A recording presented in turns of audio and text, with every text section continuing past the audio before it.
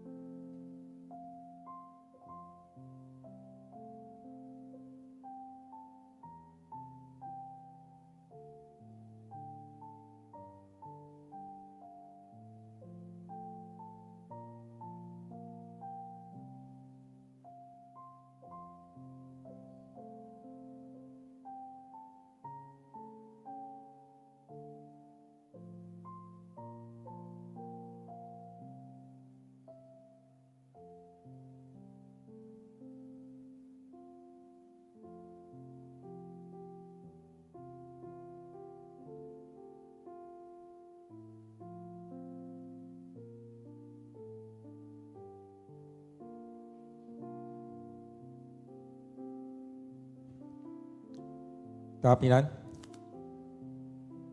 今天7月30日，让我们一来来到主人面前，一起来敬拜，一起来读经，一起来领受。愿上帝的眼目在我们当中，与我们同在，看顾着我们这块土地，也让我们在当中去经历上帝的恩典。让我们一起来到主人面前，一起来敬拜上帝。你眼目必看顾这地。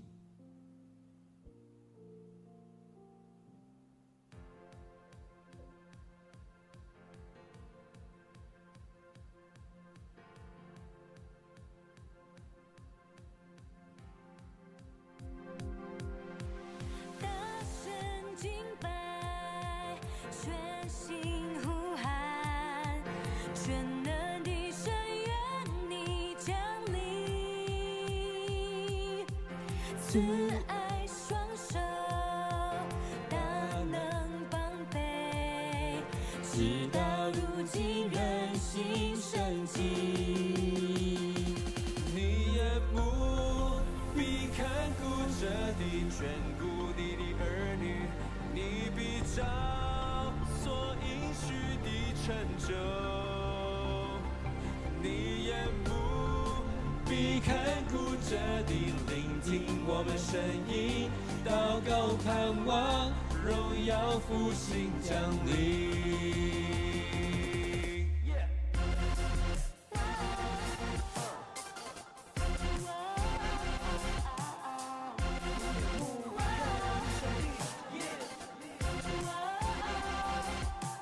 敬拜声音充满全地，高举双手，荣耀归你，专心谨守你的话语，世世代代都不偏离。你眼目必看顾着地，眷顾你的儿女，你必照所应许的成就。你眼目必看顾着地，聆听我们声音，祷告盼望，荣耀复兴降临。你眼目必看顾着地，眷顾你的儿女，你必照所应许的成就。你眼目必看顾着地，聆听我的声音，祷告盼望，荣耀复兴降临。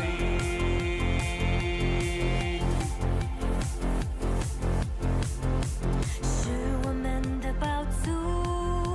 新酒何有满意，你的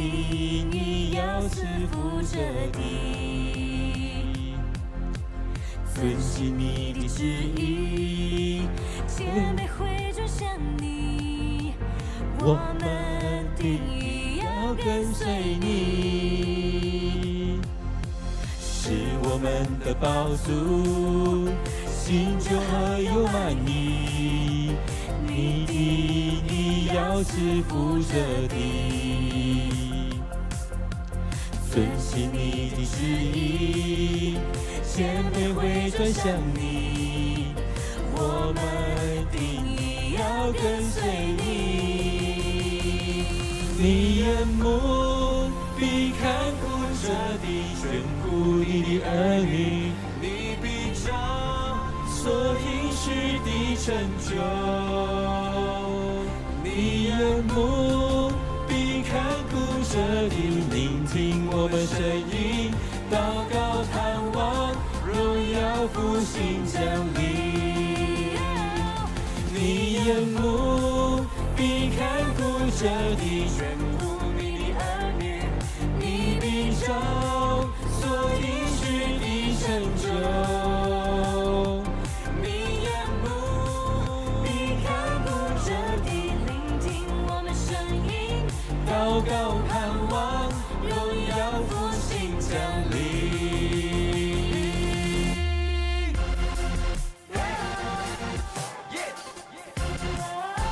你必看顾着地。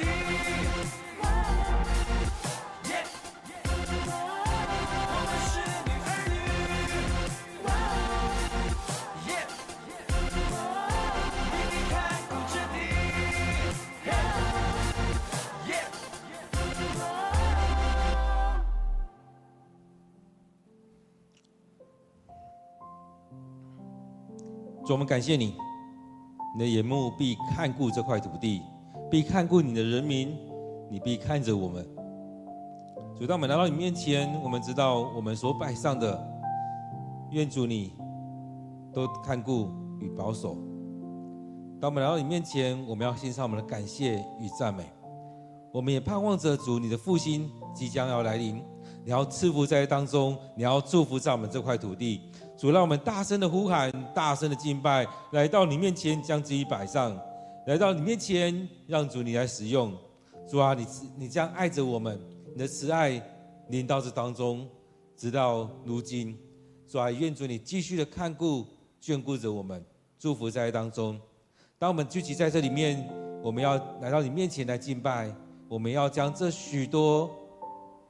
我们的事情仰望在主你手中，个人的事情、教会的事情，都来到主你的面前，恳求你赐福与保守。亲爱的主，我们愿意将自己来完全的交托，感谢赞美你。主，我们要将今天的聚会恭敬仰望在主你的面前。我们将祷告祈求都奉靠主耶稣的名，阿们。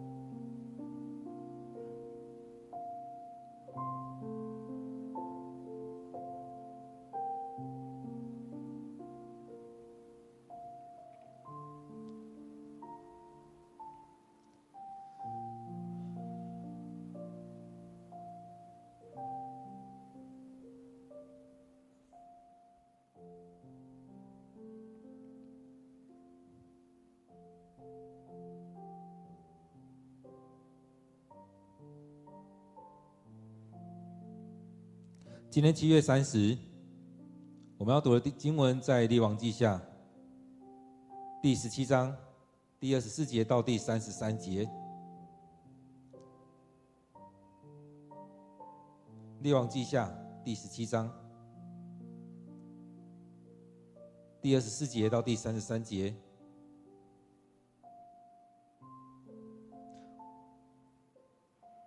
我们一起来读这段经文，一起来领受今天的经文。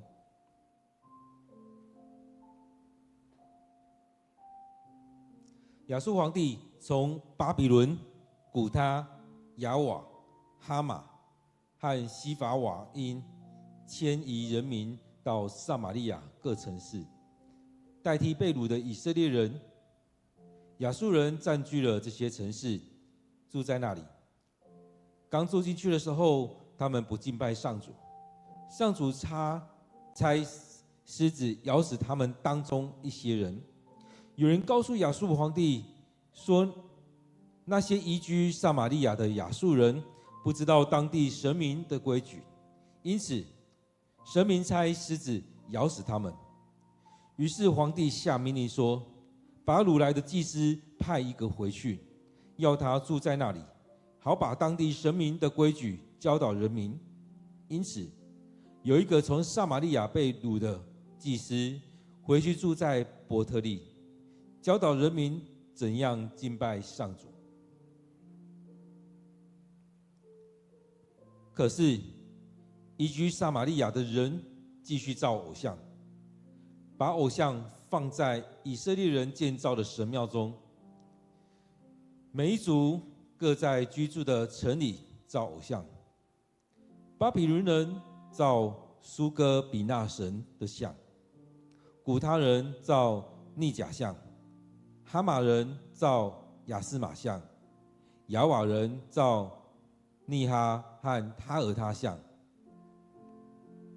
西法瓦因人把他们的儿女烧献给他们的神明亚德米勒和亚拿米勒。这些人同时也敬拜上主，从各阶层中选出各种人来做祭司，在山丘上的神庙侍奉，并且在那里替他们献生祭。他们敬拜上主，但也按照他们本国的风俗拜自己的神明。我们今天经文在列王记下第17章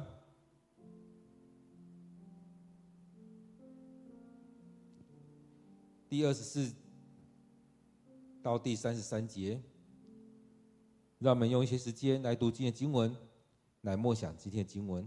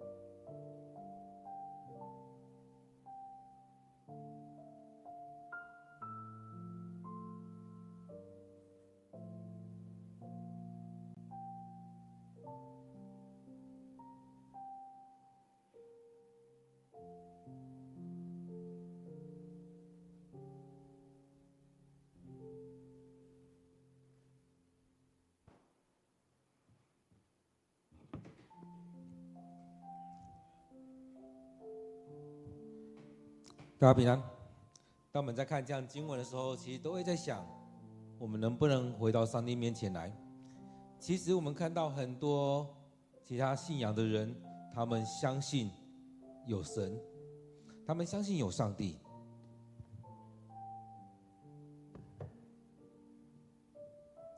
当然，这样相信会觉得好像是什么都是神，什么都是神，什么都可以拜，什么都应该要拜。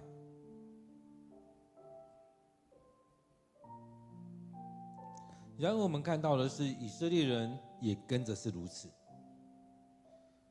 所以，就像我们一样，在我们生命里面，也或许会觉得有神有鬼，但是我们依然照着自己的想法。所以这当中，我们看到以色列人，他们也常常是如此，照着自己所想的，知道有神，但是他也是要去选择一个能够让他幸福的，他能够相信，能够服气的。所以当中我们看到，在这里面，他们也选择了自己所要的那一个。所以当中我们看到，当他们被掳之后，另外一群人进来，他们也觉得这地方有神，所以用照这个神的方式来敬拜他。其实有时候我们会发现，那些外族、那些外邦、那些其他宗教信仰的人所做的，或许还比我们还虔诚。所以这边讲到说，当他们意识到这些事情的时候，他们第一个想法是找一个祭司，用现在想法来看，就是找一个牧师来带领他们敬拜，而且用这个神所允许的方式，用正确的方式来敬拜。然而当我们在当中，也就像礼拜天在分享的一样，我们用什么样的方式来敬拜上帝？我们愿不愿意降服？愿不愿意用那正确的方式来献祭、来敬拜？还是我们觉得这样就好？我们常常在教会久了，也都会觉得要这么麻烦吗？这样不行吗？一定要用第一堂那种方式吗？不能用第二堂吗？不能用更简化的方式吗？我们的敬拜一定要到礼拜堂吗？不能在家里面吗？在家里面的时候一定要正装参与礼拜吗？不能躺在床上吗？到后来我们会觉得很多都随随便便，这样也可以，那样可以啊，上帝一定会听我们的祷告的。但是当我们遇到一些事情的时候，才惊觉不对，要用正确的方式，用这个神所允许的方式。所以我们看到以色列人前面讲到说，上帝让亚述把以色列人他们都俘虏着，都带走了。所以这边讲到说，亚述皇帝从巴比伦、古他、亚瓦、哈马和西法瓦因迁移人民到撒玛利亚各城市，代替被掳的以色列人。这可以看到，接下来这以色列他们被掳了，而这块土地撒玛利亚这块土地也成为一个殖民地，因为亚述让他的人民进到撒玛利亚的各个城市，住在那边，去占领这块土地。这地方的人离开了，不要让这地方荒废了，所以让其他的人，让他自己的人进驻这地方，居住在这块土地。所以在这样做法当中，亚述人占据了这城市，住在那里。所以我们可以看到，在这样的过程里面，何尝不是如此呢？当我们要开始一间教会的时候，不管是人们聚集的聚会，或者是一个硬体的场所，我们都会有一个开设的礼拜。当人们聚集在一起，要成为一间教会，我们会一起献上赞美与祷告，甚至会用我们现在的方式来看，会有一个开设教会的礼拜。而一个硬体呢，我们会有一个献殿的礼拜。这献殿的礼拜也类似像所罗门那时候建造了圣殿之后，他也是做了一个献殿的仪式，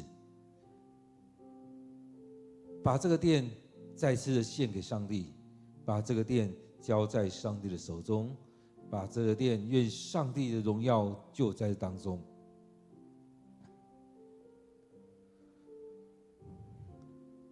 虽然上帝不尽然要住在这里面，虽然上帝不尽然会被这当中来限制住，但上帝也在这其中。所以今天的经文所在讲的，也就是如此。上帝在当中，这块土地是上帝所拣选的。这块土地是上帝在很早以前就拣选的，所以那时候说要赐给亚伯拉罕。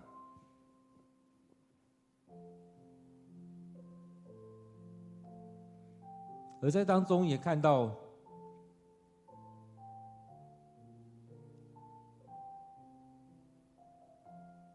在耶路撒冷城的时候，在圣殿的时候，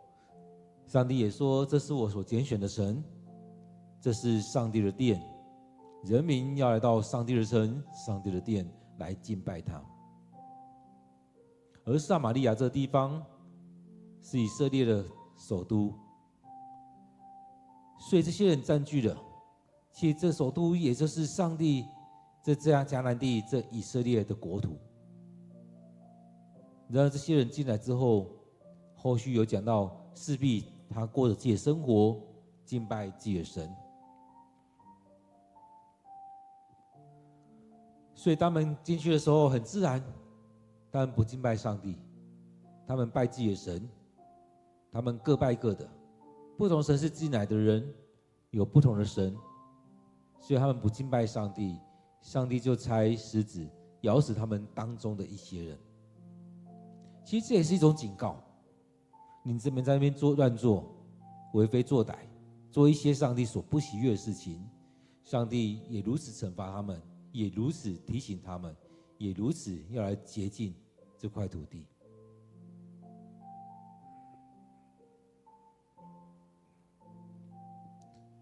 所以当这样的事情发生的时候，就有人去告诉亚述皇帝说，那些移居撒玛利亚的亚述人不知道当地神明的规矩，因此神明差狮子咬死他们。所以这样的事情在发生的时候，他们有警觉，他们有这样的感受，所以跑去跟亚述皇帝讲。其实现在台湾人也是一样，他们也会去到一个地方，然后用他们的方式去拜各种的那些神明的方式，所以他们用这样的方式去理解。所以现在的台湾人到一个地方，他要先，应该说以前或到现在的人的台湾人，常常到一个地方会说要去那边拜土地公，因为土地公就很像是那边的里长一样，那边的村长一样，然后要拜地基主，要拜这个拜那个。他们所领受的是如此，这个地方是谁管的？要去拜他，甚至要去贿赂他。所以当你有拜他，好像日子会比较好过；你有拜他，好像他会保护你。台湾人也是有这样的想法，其他国家、其他宗教信仰的，也常常会有这种想法。所以他们不认识这个神，这个神他们不认识，他们也不知道怎么弄，所以用他们的经验，甚至有可能他们的先知，应该说他们的祭司，他们那些某一些庙里面的人会有这样的感受，所以会有这样提醒。当然有可能是上帝透过某一些人来提醒他们，在当中你们得罪上帝，在当中你们需要怎么样？你们需要好好来敬拜这个上帝。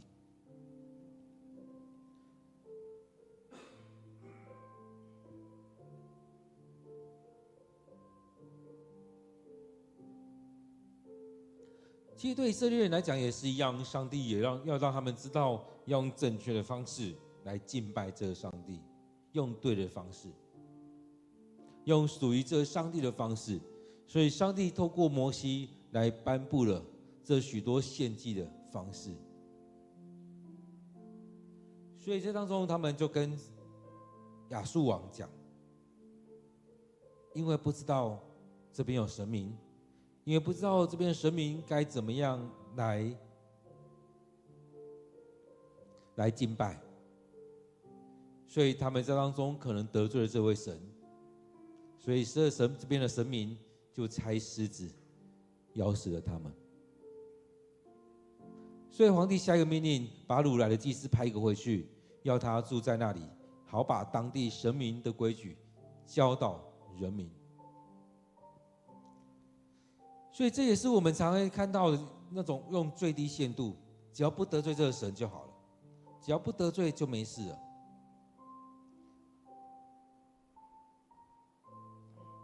所以当中我们看到他就是这样派一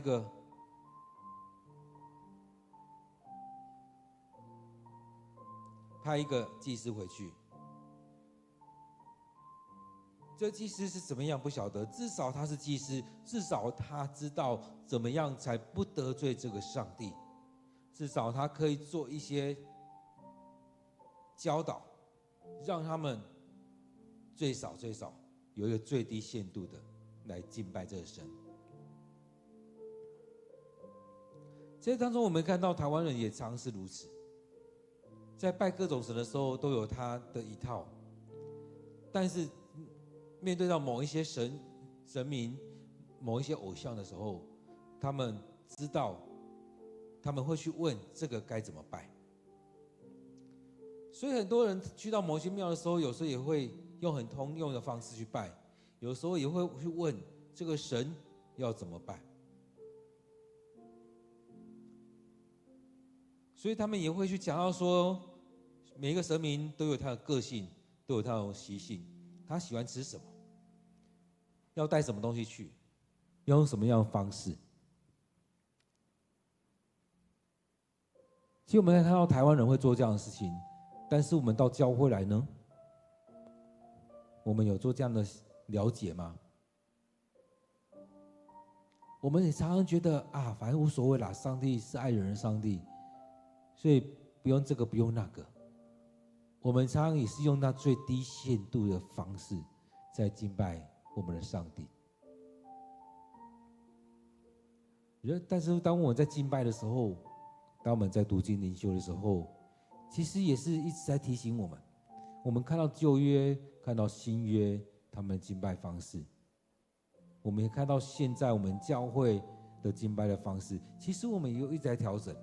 但是我们一直不希望是走一个最低限度的。我们也期待上帝跟我们说，让我们清楚知道怎么样敬拜会是更好的。很多时候我们都会觉得我们不希望只是做60分，在考试的时候我们都希望考得更高，在领薪水的时候我们都希望领得更多，但是在某些事情我们都觉得低空飞过就好。所以这边也是一样，有做就好，因为其实对他们来讲，我才不在乎你们所说的这位神，只要你不要再伤害我们的子民，不要再害死我们的人就好了。所以这边讲到说，因此有一个从撒玛利亚被掳的祭司回去，住在伯特利，教导人民怎么样敬拜上主。会觉得为什么在伯特利，而不是在撒玛利亚？但是我们可以想到，那时候的金牛，一个一直在蛋，一直在伯特利，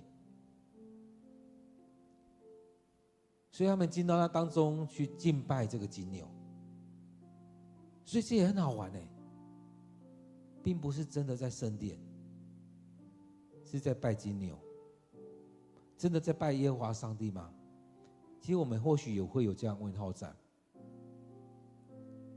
而在当中，我们看到北边的这个北国以色列，他们所拜的就是这样。所以真的是回到上帝面前来吗？其实许多时候我们也是一样，当人在敬拜的时候，我们不一定要去质疑别人，但是我们回来看我们自己，我们真的在敬拜这一位耶和华上帝吗？敬拜这位三一的上帝吗？随着祭司回来，他也在那当中教导住在那边的人民怎样敬拜上主。然而，移居撒玛利亚的人继续造偶像，把偶像放在以色列人建造的神庙中。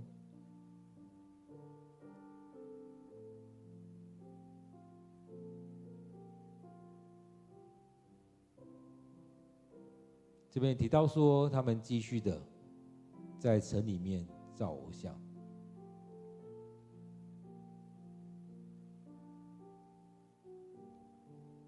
所以这也是用我们的想法，用我们台湾的情境来看，应该很容易懂。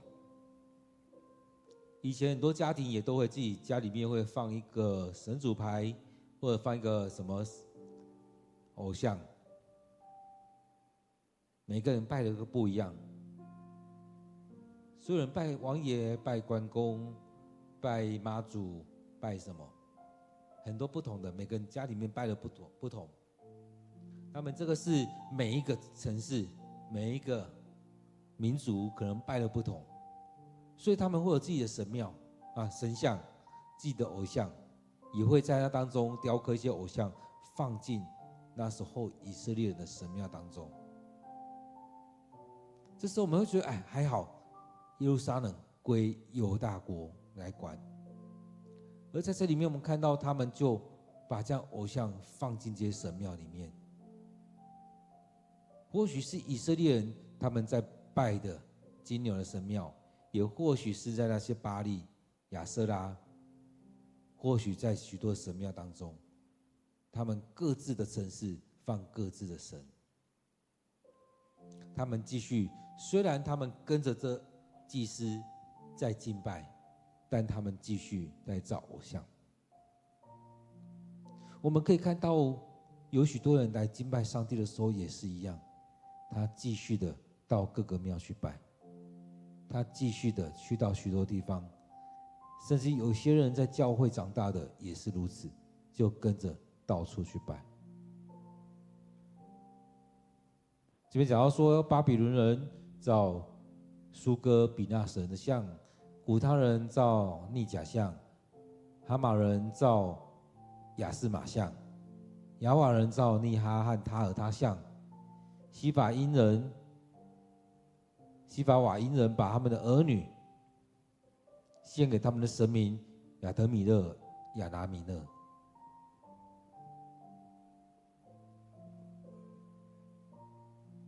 这边有讲到说，西法瓦因人他们这样做，前面也有提到以色列人他们也会这样学，他们仿效周围的国家、周围的民族他们所做的。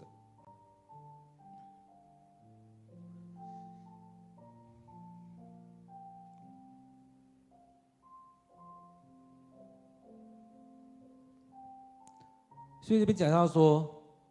这些人同时也敬拜上主，从各阶层中选出各种人来做祭司，在山丘上的神庙侍奉，并且在那里替他们献生祭。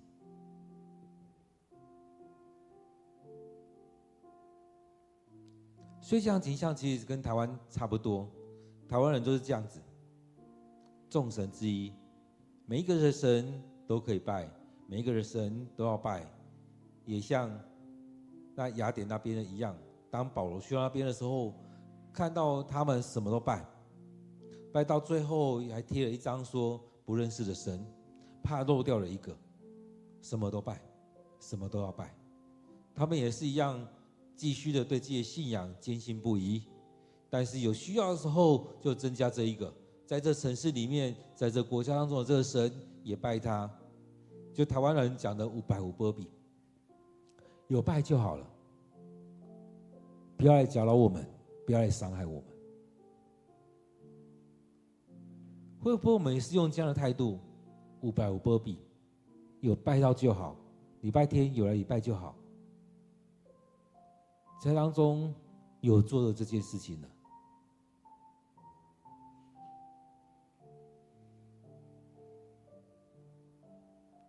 所以这边也提到说，他们敬拜上主，但也按照他们本国的风俗拜自己的神明。当然，在这样的记载里面，都以上主为主，所以都会提到他们有做这件事情。但是更重要，如果用他们的眼光来看，他们是按照自己的本国的风俗来拜自己的神明。我们拜我们自己的神明，那个地方的神，我们也顺便拜一下。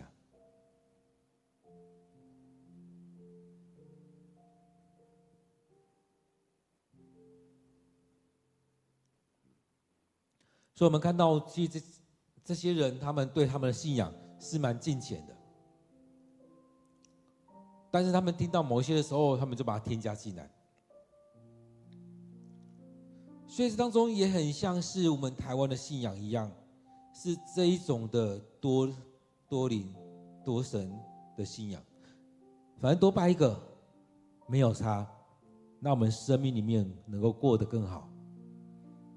应该就是说不要变得更差就好。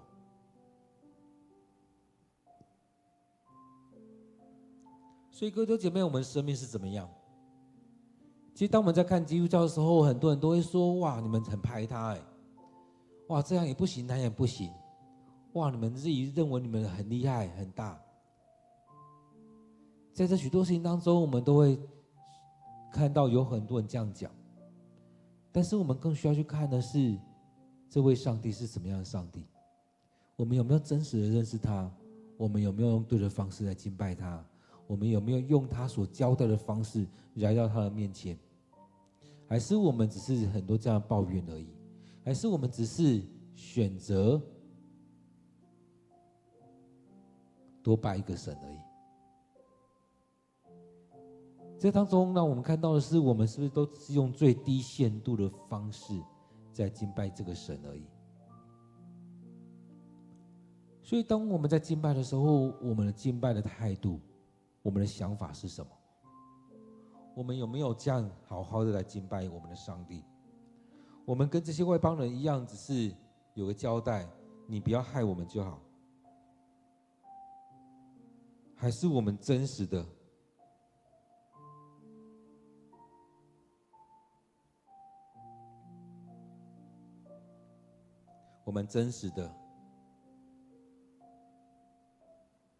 来做敬拜上帝的工作，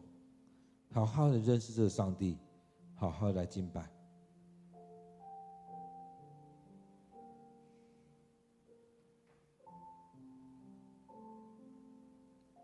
让我们有一点时间回来思想今天的经文，来思想上帝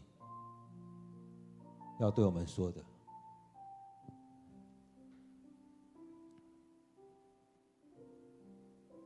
来思想这经文当中，上帝要对我们说什么？